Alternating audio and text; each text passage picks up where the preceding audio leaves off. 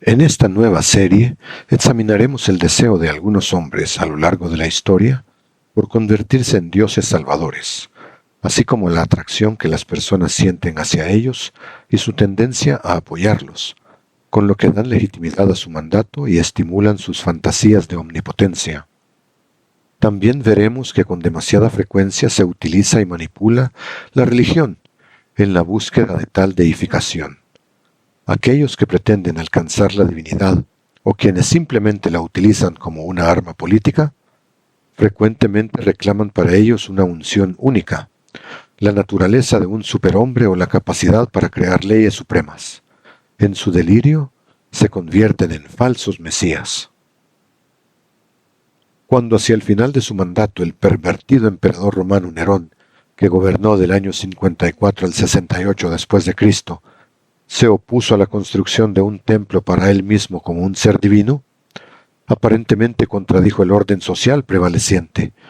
La adoración al emperador se había convertido en parte de la vida diaria de Roma, y su propio progreso hacia tal exaltación parecía ser cada vez más rápido.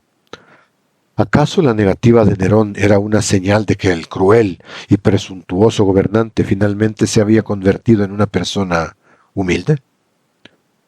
Al parecer no fue así por diversos motivos. La razón que dio Nerón para su negativa fue la creencia aceptada de que sólo los emperadores muertos podían alcanzar la divinidad, pero ya 10 años antes había permitido al Senado la erección de una estatua suya, de igual tamaño, junto al dios de la guerra, en el templo de Marte Vengador. Además, en las monedas de su principado se le representa con la radiante corona de un emperador deificado y como Apolo, el dios del sol. Si eso no fuera suficiente para demostrar la fascinación del emperador por la divinidad, sea que él realmente se considerara divino o que solo pretendiera serlo, los acontecimientos que rodean la visita a Roma de Tirídates, rey de Armenia, deben servir para convencer a los escépticos. Tirídates era también un mago parto, un sacerdote de Mitra. Su rendición a las fuerzas romanas le había permitido retener su trono como un rey vasallo, pero fue su carácter de mago lo que intrigó a Nerón, y Nerón amaba la magia.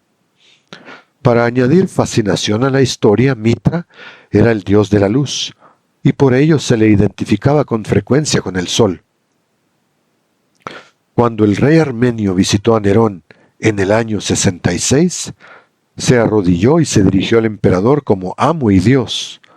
Al parecer fue en ese instante cuando Nerón efectivamente se visualizó a sí mismo como alguien que se encontraba cerca de la divinidad. De acuerdo con el senador e historiador romano del siglo III, Dion Casio, Nerón dijo al rey: «Has hecho bien en venir aquí, personalmente, para que al conocerme cara a cara puedas disfrutar de mi gracia. Yo tengo la potestad para quitar reyes y para imponerlos». Poco tiempo después, en una espléndida ceremonia pública cuidadosamente organizada, el sacerdote del dios de la luz repitió sus palabras de homenaje mientras la luz del sol naciente brillaba sobre el rostro de Nerón y le hacía ver en toda apariencia como el nuevo dios del sol. A pesar del hecho de que probablemente estaba más interesado en los dioses de una manera ideológica que religiosa, no cabe duda de que Nerón tenía una obsesión con el sol. Desde su identificación con Apolo, el dios de la lira, el dios de la música, el invencible sol, el dios de las carreras, hasta con Apolo Febo, el auriga del sol.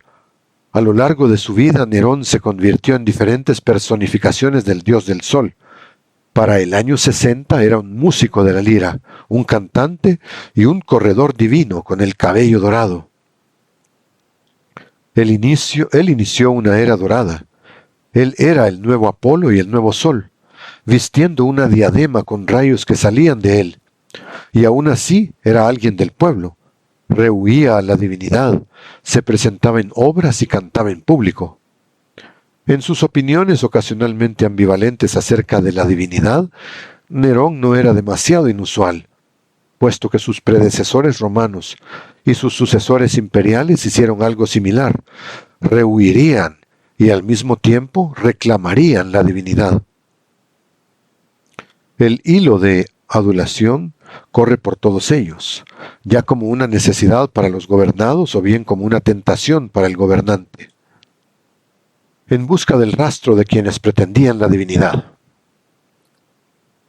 La adoración del emperador romano o la celebración del culto imperial tuvo sus inicios con Julio César, quien gobernó del 46 al 44 a.C., quien lo aprendió de los griegos. Los griegos a su vez habían asimilado la idea de los egipcios y de los babilonios. César buscó la legitimidad de su ambición por lograr una dictadura vitalicia al asegurar su orden divino. Su error fue sugerir que se le adorara como un dios, un descendiente de la diosa Venus, mientras aún se encontraba vivo. Tal muestra de orgullo desmedido, combinado con una ambición aristocrática romana, provocó su asesinato a manos de un grupo encabezado por Brutus y Casio, ambos miembros del Senado. Pero no pasó mucho tiempo antes de que el deseo de divinidad de Julio César se viera recompensado.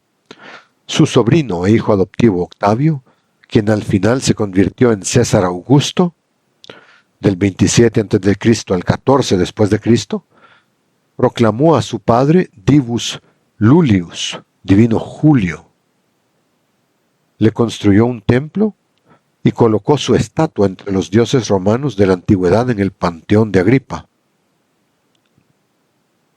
Sin embargo, Augusto negó a la Italia romana el derecho de concederle a él los honores divinos que él mismo había investido en su padre, diciendo abiertamente que él no era un dios. No obstante, sí permitió a sus súbditos egipcios que le reconocieran como tal y permitió la construcción de templos en su nombre en el Imperio Oriental. En estas remotas áreas de Italia fue conocido como Salvador y benefactor, alguien digno de adoración. El sucesor de Augusto, Tiberio, del 14 al 37 después de Cristo, se mostró renuente a aceptar su propia deificación, aunque fácilmente la otorgó a su predecesor, refiriéndose a él como el divino Augusto. No obstante, durante su gobierno, Tiberio aparecía como Divus en algunas monedas y fue declarado hijo del dios en un documento redactado en el año 37.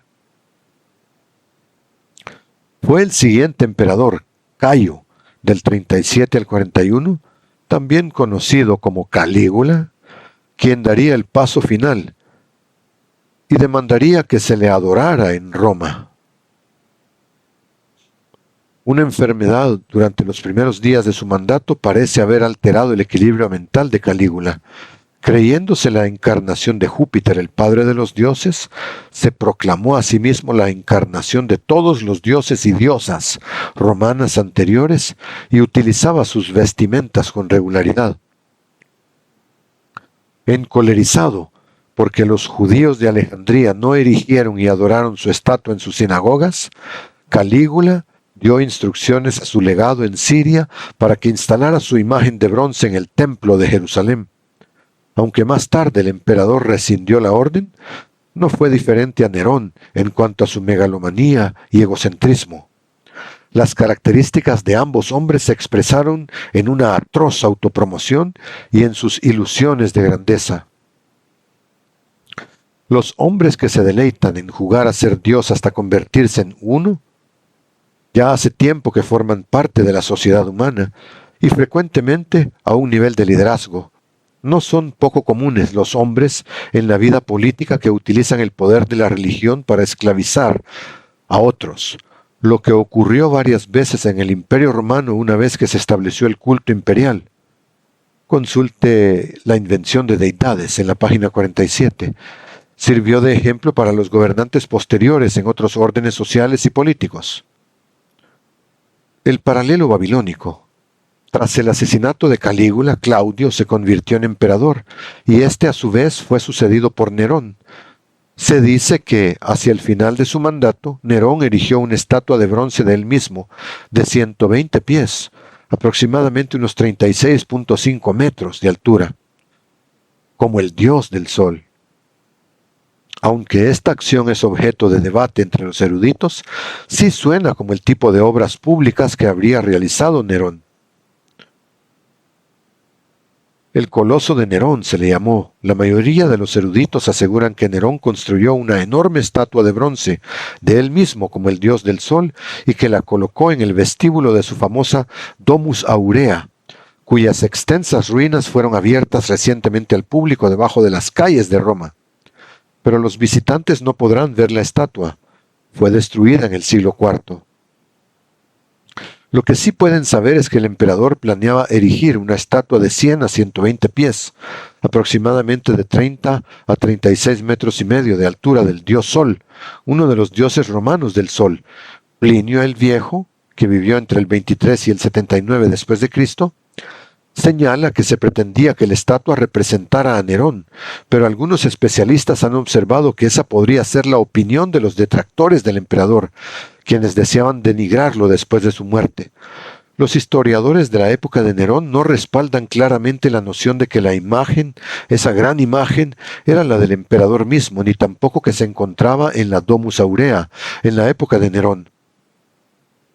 El biógrafo Suetonio, nacido algunos años después de la muerte de Nerón, es el único que se refiere específicamente a una colosal estatua del emperador, pero no señala que tal estatua estuviera en el vestíbulo, sino más bien que el espacio era lo suficientemente grande para una.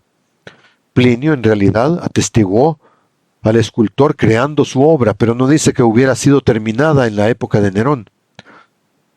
Tácito, quien vivió del 55 al 120, y quien fue además un entusiasta crítico del emperador, no hace mención de la imagen. Además, el historiador del siglo III, Dion Casio, registra que Vespasiano, uno de los sucesores de Nerón, erigió el coloso varios años después de su fallecimiento, y no en la Domus Aurea, sino en la Vía Sacra. Por ello es poco probable que Nerón jamás haya visto la estatua en su casa. Si en verdad ordenó la construcción de tal estatua, actuó de una manera sorprendentemente similar a la de otro gobernante de una época y en lugar diferentes. La Biblia registra que alrededor de 650 años antes, Nabucodonosor, rey de Babilonia, ordenó la construcción de una estatua de oro de 90 pies, aproximadamente 27.5 metros, en una llanura cercana. Eso aparece en Daniel 3. Y todos sus súbditos debían adorar la gran imagen so pena de muerte. No se especifica exactamente qué representaba la estatua, aunque algunos especialistas en textos bíblicos creen que muy probablemente tenía la forma del mismo Nabucodonosor, una versión de lo que el joven profeta judío Daniel le había revelado cuando interpretó el sueño del rey acerca de una inusual estatua hecha de varios elementos. Eso pueden leerlo en la Biblia, en Daniel 2. Daniel había dicho que la cabeza de oro de la estatua representaba a Nabucodonosor y al reino de Babilonia, que él mismo gobernaba. Tampoco parece ser una loca especulación el sugerir que el ya de por sí enorme orgullo del rey se vio reforzado con la interpretación de Daniel y que ahora cierta forma de deificación se había convertido en su pasión. De ahí que erigió una estatua de oro de sí mismo a la cual todos debían adorar. El libro de Daniel continúa mostrando que el orgullo del rey le llevó a creer que él era el responsable de su propio éxito, que él era en cierta forma un equivalente de Dios, razón por la cual sufrió 7 años de locura egomaníaca. Eso aparece en Daniel 4. El sacerdocio babilónico, que en realidad estaba formado por magos caldeos, había concebido un método para retener el poder por encima del rey a través de la religión.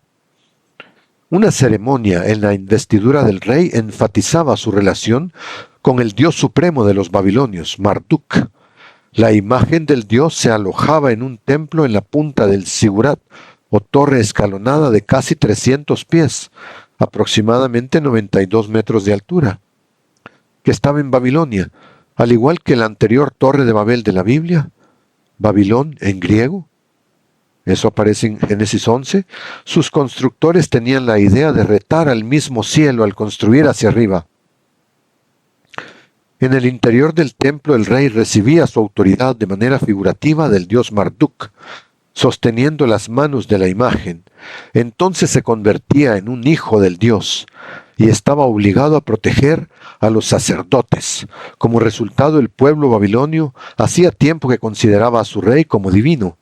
La evidencia del punto de vista babilónico de la relación entre el rey y el dios fue encontrada en el sitio de excavación de la antigua Babilonia en la forma de un documento cuneiforme, que en una de sus partes se lee: Nabucodonosor, rey de Babilonia, el piadoso príncipe nombrado por voluntad de Marduk, el más alto príncipe sacerdotal. De Babilonia a Roma. El vínculo entre los babilonios, los griegos y los romanos, cuando se trata de la idea de hombres como dioses, es un estudio fascinante de la transmisión de ideas entre las culturas. Cuando el imperio babilónico cayó en manos de los persas en el año 539 a.C., en un principio los nuevos gobernantes se mostraron tolerantes de la religión babilónica y de su sacerdocio caldeo, pero al final los sacerdotes frustraron a los persas cuando, en un intento por retener su poder político entre bambalinas, instalaron a uno de los suyos, a un sacerdote fingiendo ser el hermano del rey Esmerdis, como gobernante de Babilonia. El impostor fue descubierto y asesinado por los persas. Después de una revuelta, cuando los sacerdotes establecieron una vez más a su propio gobernante babilonio, el rey persa Jerjes vino y destruyó Babilonia en el año 487, derribó los templos y removió la estatua de Marduk. Hay una influencia grande de Babilonia, Egipto y Grecia.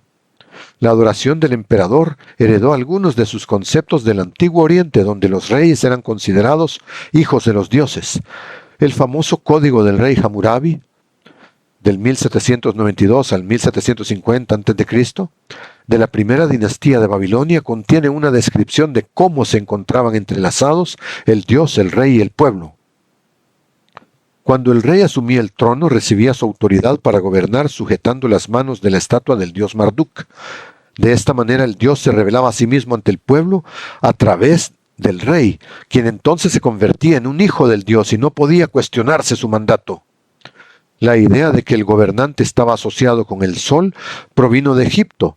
Los antiguos egipcios veneraban a Ra, el dios sol, y se entendía que el faraón era su hijo. En efecto, el gobernante era un intermediario inviolable entre el pueblo y su dios. Los griegos no compartían este punto de vista. Sus dioses eran mucho más que humanos y visitaban al pueblo en la tierra. Además, el gobierno de sus reyes no era absoluto.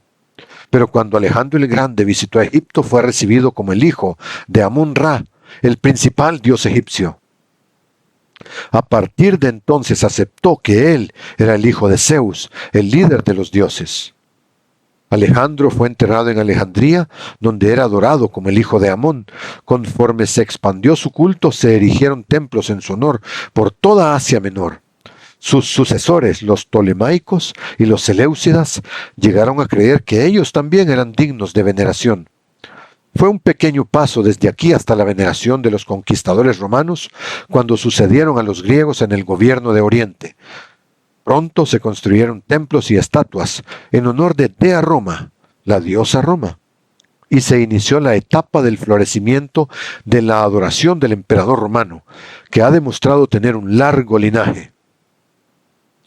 Se piensa que en este punto, alrededor del año 480, los sacerdotes babilonios que dejaron la ciudad y se restablecieron en otro lugar, de acuerdo con una fuente, los caldeos derrotados huyeron a Asia Menor y establecieron su escuela central en Pérgamo, donde habían llevado consigo el Paladión de Babilonia o piedra cúbica. Allí, libres del control del Estado, perpetuaron los ritos de su religión. Una vez establecidos en Pérgamo, los babilonios restablecieron su religión de una manera un tanto natural.